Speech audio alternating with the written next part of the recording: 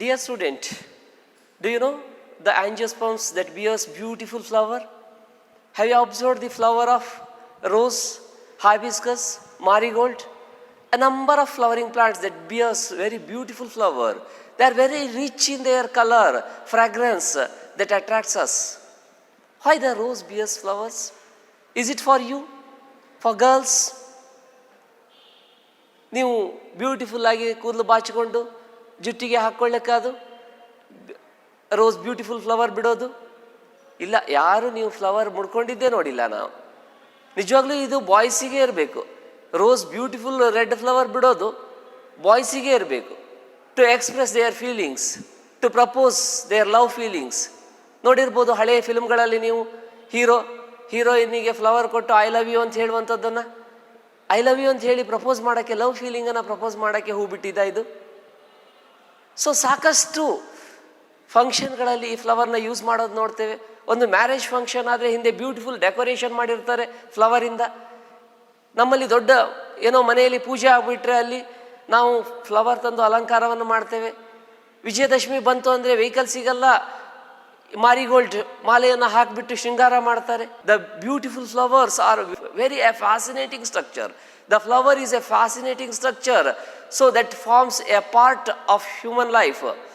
Flowers are object of aesthetic, ornamental, socio-cultural and religious life, and it is used to express our feelings.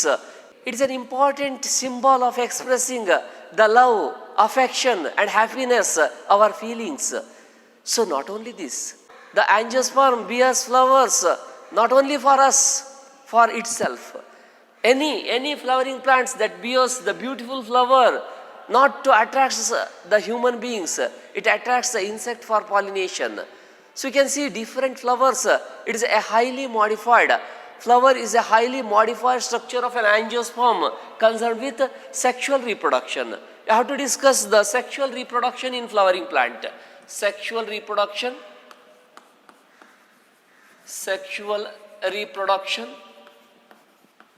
in flowering plants.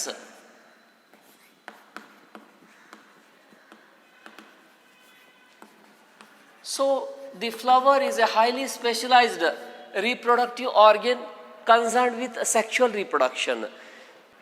In any plant, once it has been completes its juvenile phase, its vegetative phase, and it starts blooming, we can see certain morphological, physiological and hormonal changes. Some of the buds that is modified into the primordia, this floral primordia that sprout to produce an inflorescence that bears the group of flowers. What are the parts of flowers? So we have to discuss the pre-fertilization events. Pre-fertilization events in flower. Pre-fertilization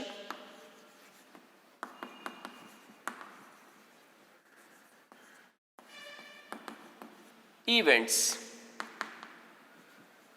What are the free fertilization event takes place in a flower? Formation of sex organs, the androecium, gynoecium, the male gamete, pollen grain, the female gamete, egg in the embryo sac before fertilization. We can see the development of this structure. In a flower, a typical flower, we can see the stalk of the flower that is called pedicel. The stalk of the flower is called pedicel. The tip of the pedicel that is called thalamus. The tip of the pedicel is called thalamus. On this thalamus we can see 4 floral leaves. 4 floral whorls are present. The outermost green colored calyx, the members of the calyx is called sepal. The second inner whorl is beautiful, brightly colored whorl. So that is called corolla. The members of the corolla is called petal. The member of the corolla is called petal. The member of the calyx is called sepals. These 2 outer whorls, the calyx and corolla, does not produce us any gametes. Male or female gametes not directly participate in the process of reproduction. That assist for reproduction, that helps for reproduction. The calyx that protects the flower when it is in bud condition, that protect the inner part.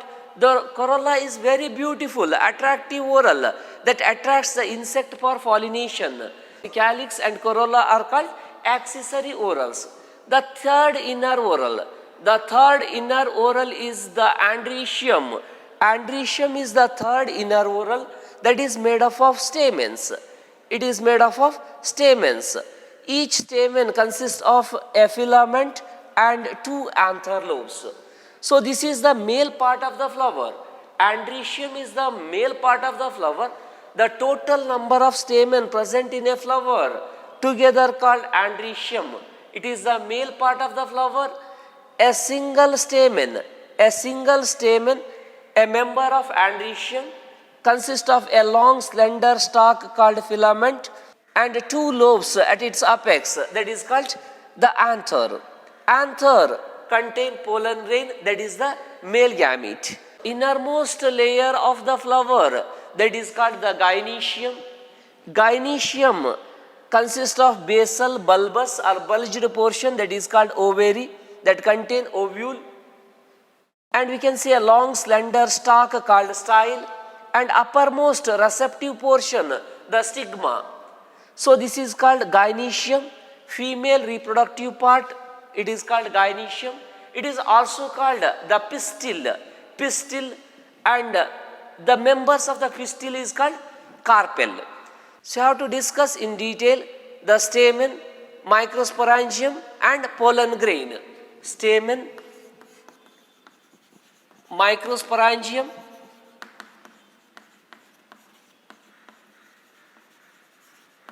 and pollen grain, the male gamete, pollen grains.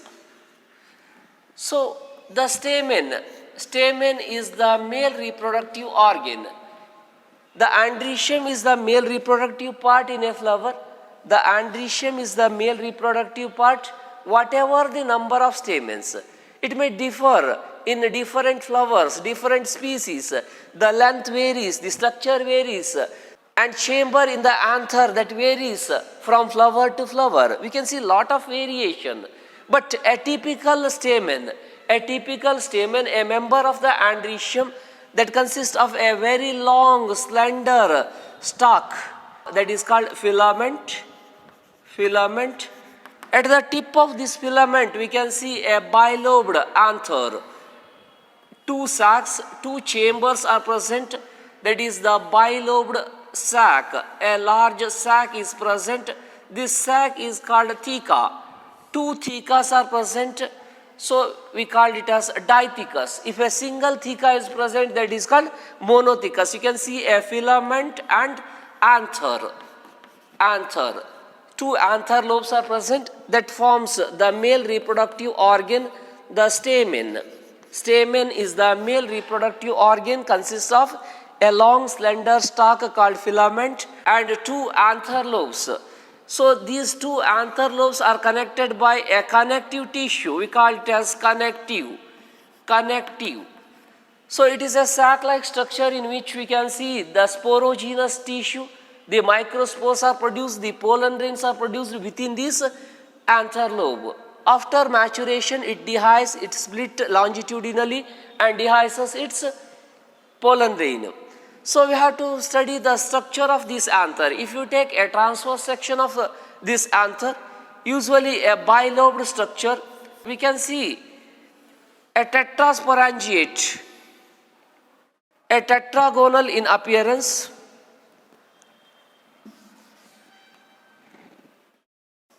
a deep longitudinal furrow that divides these two anther lobes. Each anther lobes that consist of two sporangia, the microsporangia. Totally, it is a tetrasporangiate. 4 microsporangium is present. This locule, this small chamber, round spherical chamber, that is called microsporangia. So that is protected by the wall layers. We can see the protective wall layers. The outermost wall is the epidermis. So inner to epidermis, we can see one more wall layer, that is called endothecium. So below the endothecium, we can see a very distinct layer, that is the tapetum. Tapetum is a very distinct layer. All these 4 microsporangium is surrounded by this distinct layer, that is the tapetum. Tapetum is very distinct that nourishes the developing microsporangium or pollen mother cell. So if we magnify this structure, so it shows the outermost layer that is made up of a single layer of epidermis, usually protective in function, a single layer of epidermis that is protective in function. Below the epidermis we can see a layer of endothecium. The endothecium that also shows a longitudinal thickenings, the wall thickenings that helps for the dehiscence of anther. So after maturation of pollen grain, and inner to this endothecium we can see the wall layer, that is the middle layer of cells.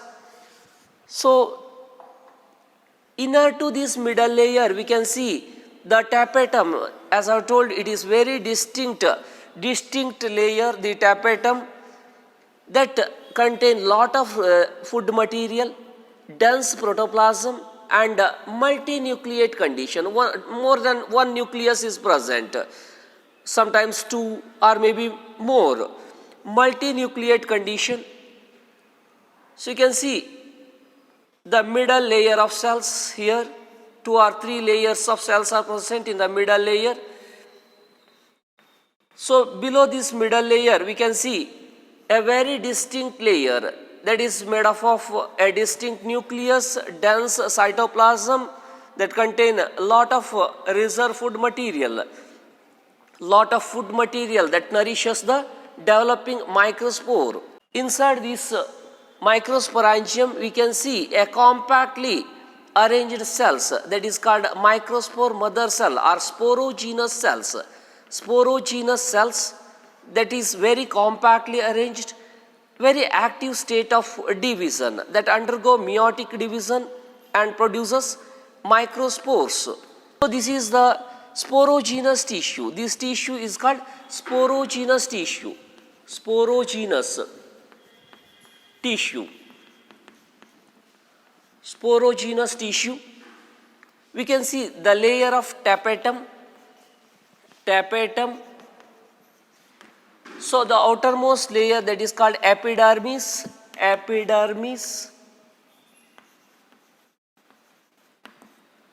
Inner to epidermis you can see endothecium. Below the endothecium we can see middle layer.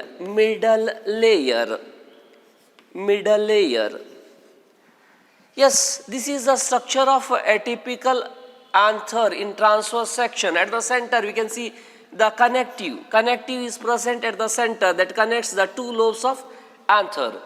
So this anther is the male reproductive organ. So the stamen is the male reproductive organ which consists of a filament and two anther lobes. If you take the transverse section of this anther lobe, typically it is tetrasporangiate.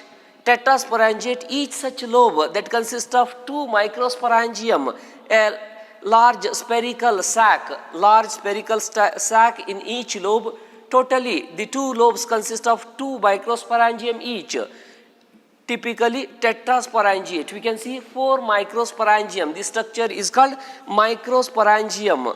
So this is the sporogenous tissue in which we can see sporogenous tissue, microsporangium.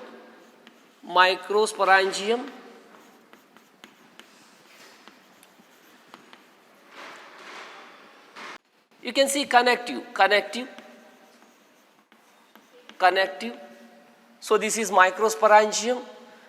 And we can see the protective wall. The wall of the anther and microsporangium. If you expand this portion, so you can see 4 wall layers in a typical anther. So outermost layer is a single layer of epidermis. Inner to this epidermis we can see endothecium. Below the endothecium 2 or more layers of cells are present, that is the middle layer. Inner to middle layer very distinct layer is present, that is called tapetum. Very important 1 mark question. The tapetum is a nutritive layer. It is a nutritive layer, consists of a dense cytoplasm and a distinct nucleus. It may be multinucleate condition. Sometimes 2 or more nuclei is present. And this tapetum that nourishes the sporogenous tissue that is present inside the microsporangium.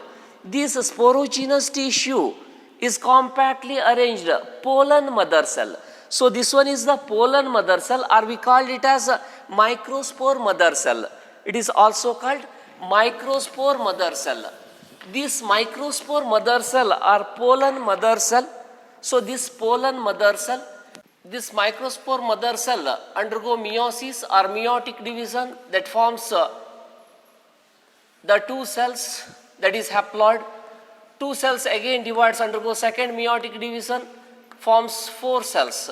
But these four haploid cells from sporogenous cell. The sporogenous cell or microspore mother cell is diploid. Microspore mother cell is diploid. That produces the haploid pollen grain. The pollen grain is arranged in the form of tetrad. The pollen tetrad, we called it as tetrad in a tetrahedral manner. So at maturity, the anther split lengthwise that dehisces and releases the pollen grain. We can see the separation of this pollen grain at that time. So each pollen grain consists of two walls, the outer and inner wall. The outer wall is thick, called exine, and inner smooth intine. Exine and inner smooth intine. Intine, the inner wall.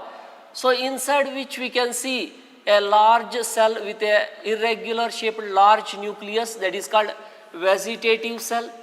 Vegetative cell, and a small cell called generative cell. Generative cell.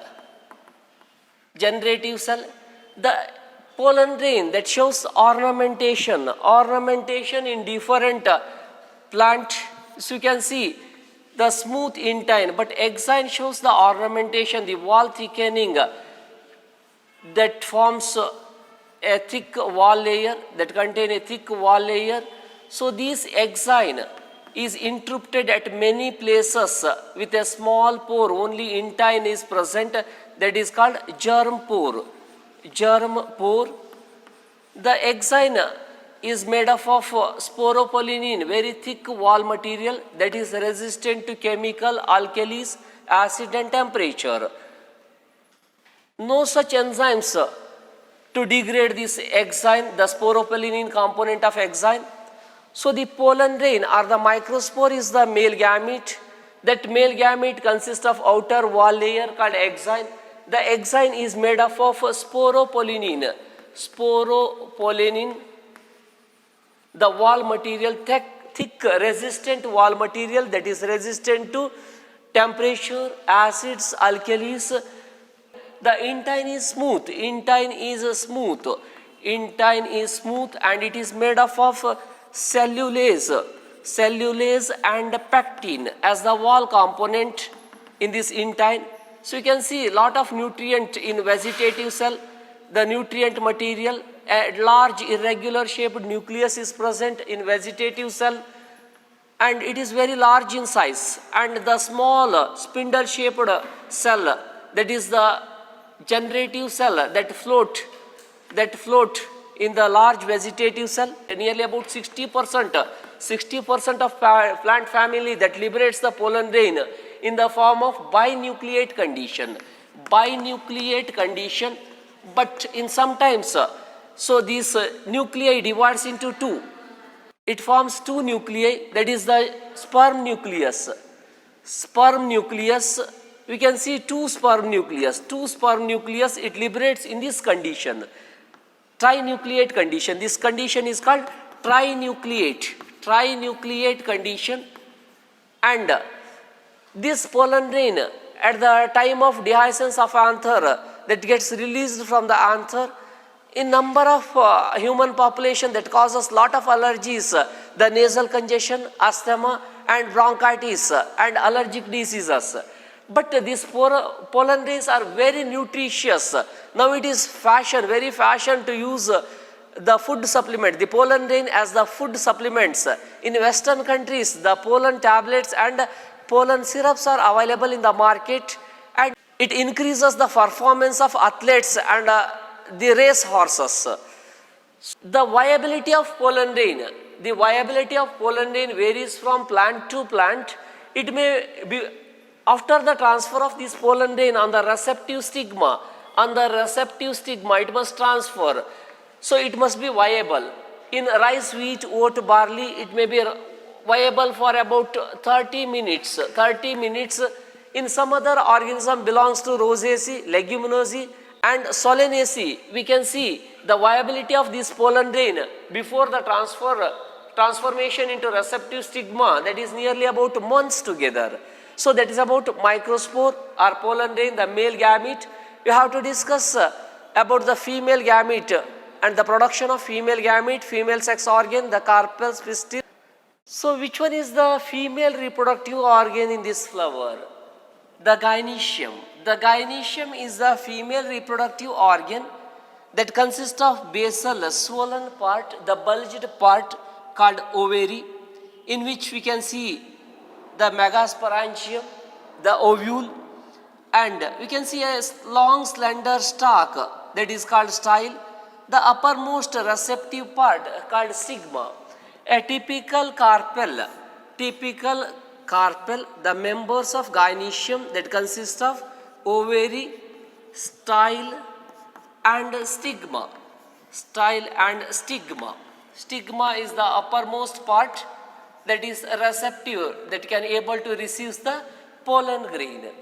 So a single carpel is present. Single carpel. If you take the transverse section of this ovary, only one locule is present. Only one locule is present. It is called monolocular. Monolocular.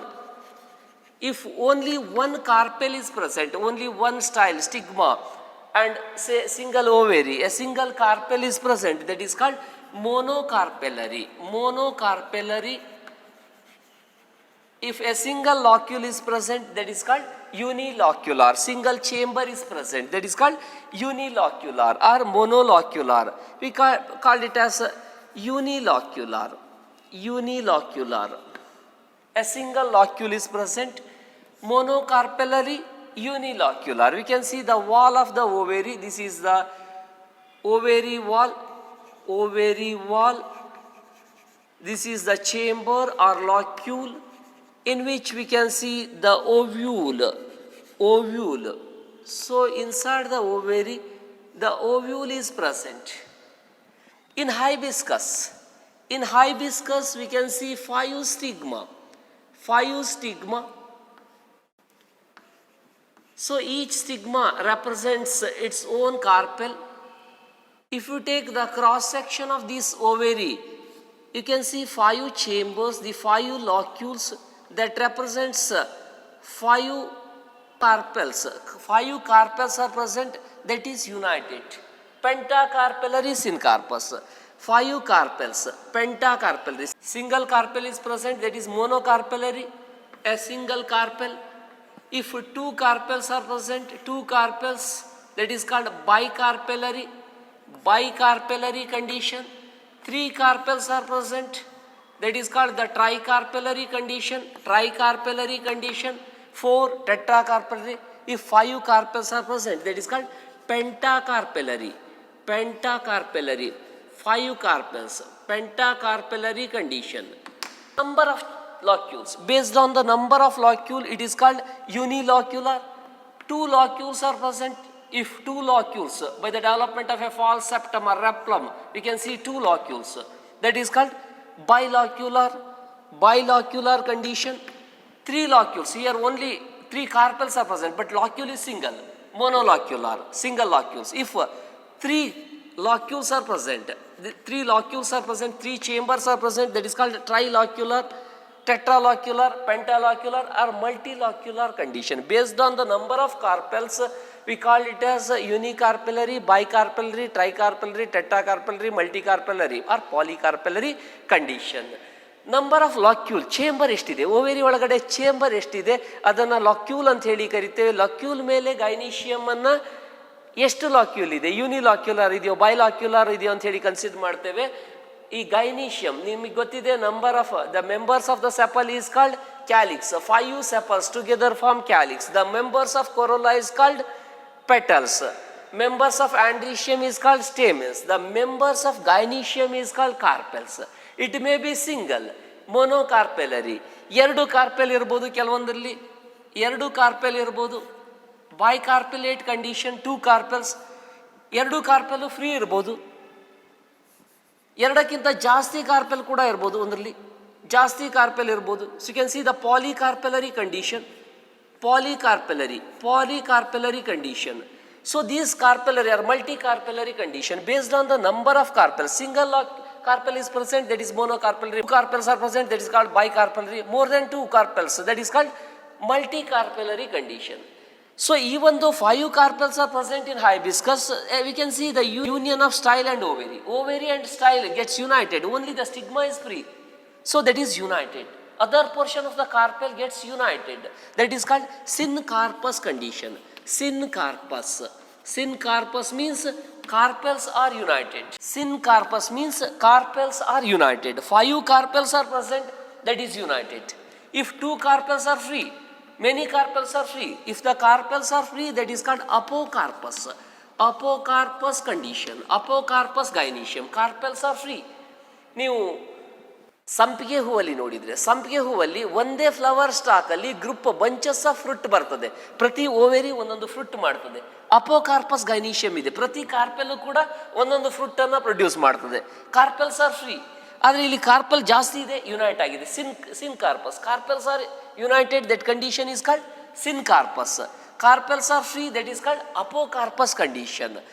Bicarpellary apocarpus, tricarpellary apocarpus or multicarpellary apocarpus. In the same way, syncarpus, bicarpellary syncarpus, tricarpellary syncarpus, multicarpellary syncarpus.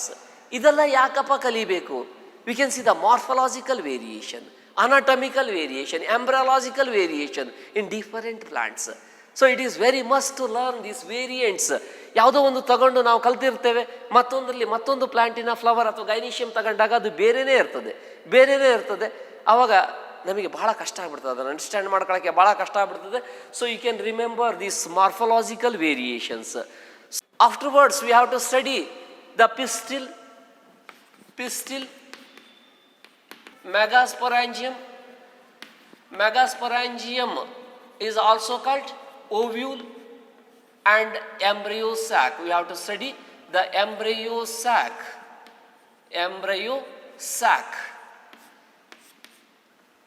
So you come to know what is pistil, what is gynoecium, what is carpel, and different condition of the carpel. I have to study the megasporangium or ovule, the structure of megasporangium or ovule. The ovule is present inside the ovary.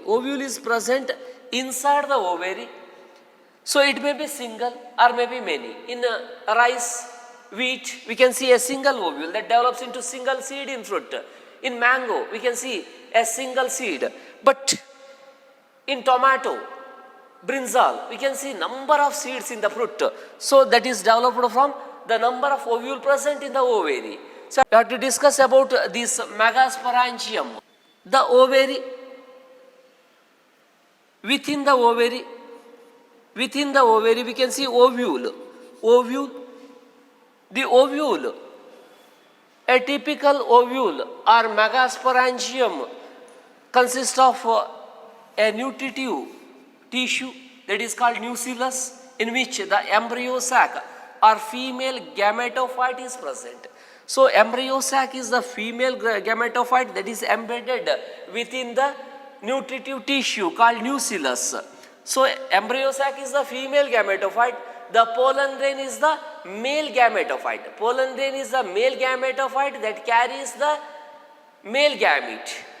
It contains the female gamete. Embryo sac contains the female gamete. So this nucellus, the nutritive part, is protected by 2 protective wall layers that is called integument. The inner integument and outer integument that is protective in function. In one region, the integument is absent. We can see a small pore that is called micropyle. The region is micropyle, and we can see a stalk of this ovule that is called funicle. The stalk of the ovule is funicle that attaches to the ovary. The stalk or funicle that attaches to the ovary at the placental region, the placental connection.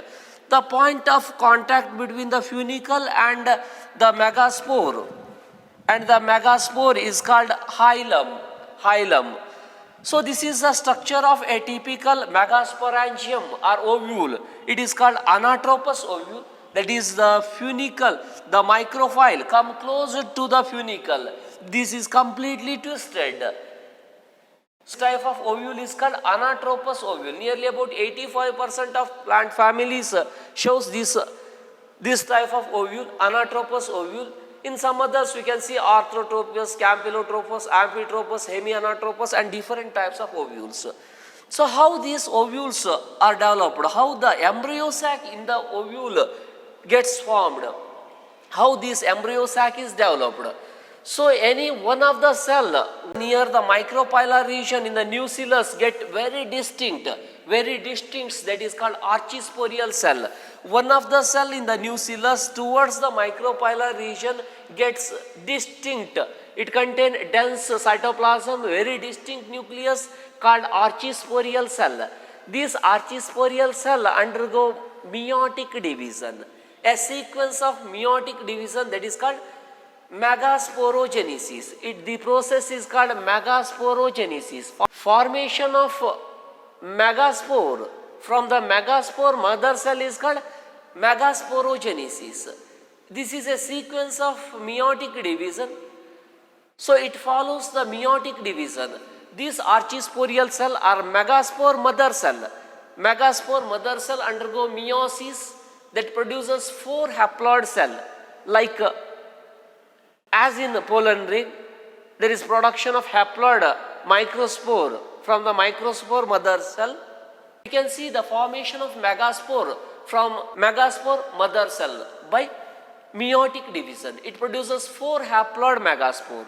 Out of these 4 haploid megaspore, only one functional megaspore that forms the embryo sac, that is called megagametogenesis.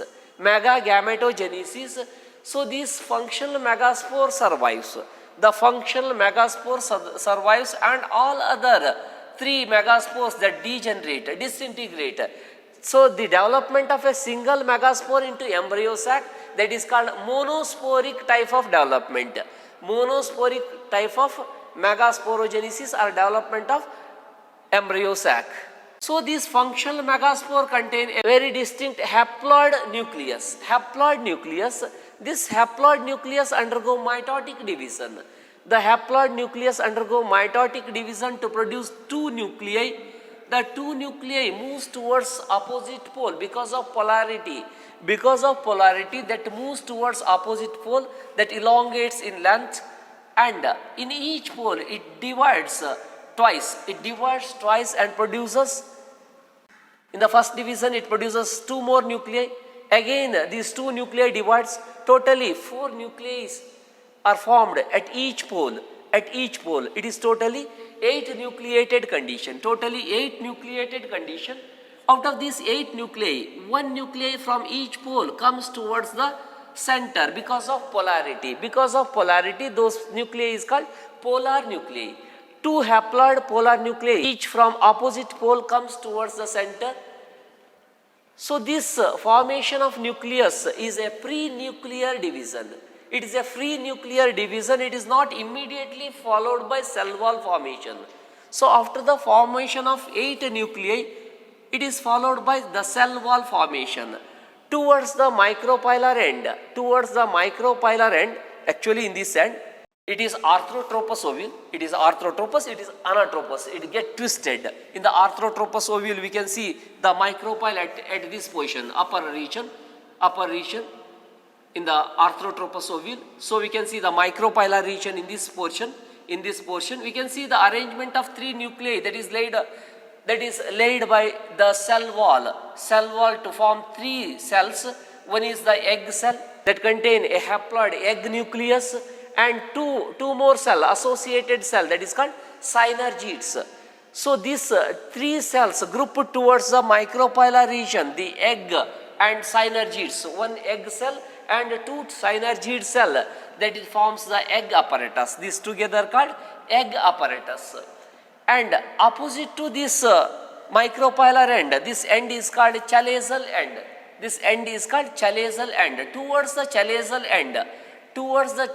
end, other three nuclei is surrounded by the cell wall. The cell wall is laid to each nucleus and three cells are formed. Those cells are called antipodal cells. So just opposite to egg apparatus, we can see three cells, that is called antipodal cells. Totally it is 6-celled. The central region, the polar nuclei that forms its own central cell, totally 7 cells are formed. It is a 7-celled but 8 nucleated structure. This is the embryo sac. This is the embryo sac. It is also called female gametophyte. Female gametophyte, it is an 8 nucleated 7-celled structure. So sometimes we can see the fusion of polar nuclei that forms the diploid nucleus. Diploid nucleus, sometimes it remains as such. So this is the female gametophyte, in which the female gametophyte, we can see the female gamete. The egg is the female gamete. So in this, we come to know how the male gametes, the pollen grain is formed, the microspore is formed, how the female gamete, the embryo sac, actually it is a female gametophyte, the female gamete, egg is formed within the embryo sac.